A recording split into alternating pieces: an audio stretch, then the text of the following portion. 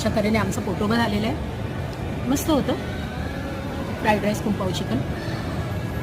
आता शॉपिंग.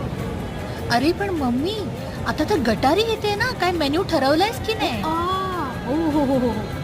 अरे माझ्या व्ह्यूअर्सना सांगायचं आहे, महाराष्ट्रामध्ये जी दीपअमावस्या येते म्हणजे श्रावणाच्या आधीची जी अमावस्या तिला गटारी अमावस्या असंही म्हटलं जातं. का ते प्लीज मलाही माहिती नाही आहे. पूर्वापारा बोलत आलेत, माझे आजी आजोबा माझ्या आई सगळेजण बोलायचे, आम्हीही बोलतोय.